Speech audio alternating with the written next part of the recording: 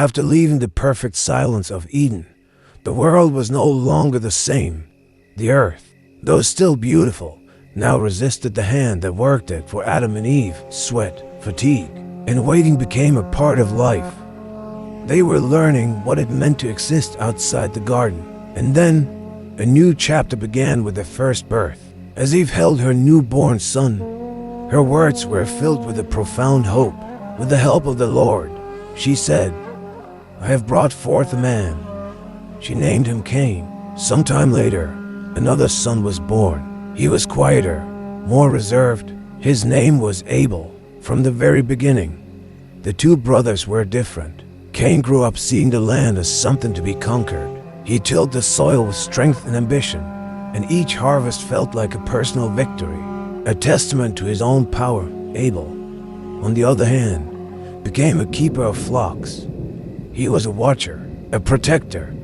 He didn't seek to control life, but to nurture it. His relationship with the world was one of trust and patience, not dominance. As time passed, the moment arrived for them to bring an offering to God. Cain presented produce from the ground, the fruit of his labor. The offering itself wasn't wrong, but his heart was filled with tension. He brought it with a desire to be seen, to be acknowledged for his effort. He wanted his strength to be validated. Abel brought the first and best of his flock. His offering wasn't a calculation or transaction. It sprang from a heart full of gratitude, a simple thank you for the life he was given to steward. He offered the very best, not because he had to, but because he wanted to. God looked at their offerings, but more importantly, he looked beyond them, into the hearts of the two brothers. Abel's offering was accepted. Cain's was not. There was no dramatic display, no thunder or fire from the heavens. It was a quiet, internal realization that struck Cain like a wound. His face fell. The pride he felt just moments before drained away, replaced by a cold, seeping resentment. He stood in that silence, letting his disappointment curdle into anger. It was then that God spoke to him, not in condemnation, but with a gentle, yet firm warning. Why are you angry? Why has your face fallen? If you do what is right, will you not be accepted? But if you do not, sin is crouching at your door. It desires to have you, but you must rule over it. This was an invitation, a lifeline, a chance for Cain to turn back from the dark path his heart was taking. It was a decisive moment, a crossroad for his soul. But Cain didn't respond with humility or introspection. His wounded pride was too loud. His resentment had already hardened into a dark resolve. He masked his intentions and spoke to his brother. He invited Abel out into the field.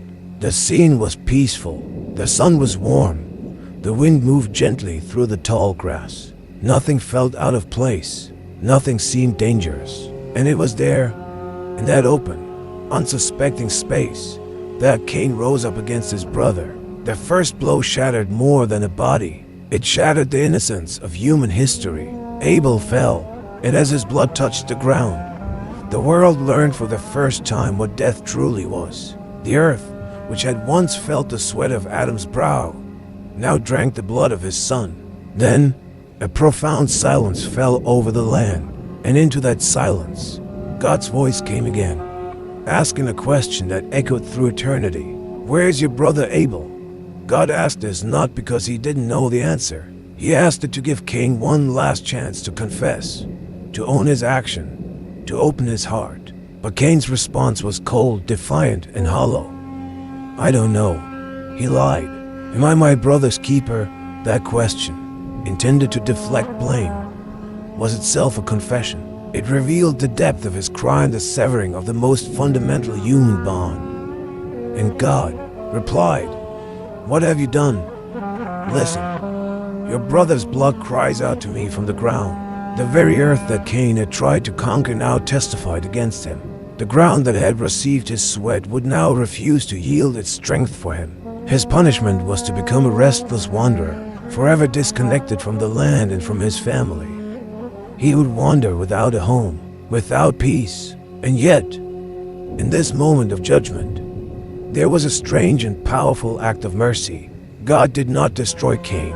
Instead, he placed a mark on him. This mark was not a badge of honor, but a shield of protection, a sign that no one should kill him.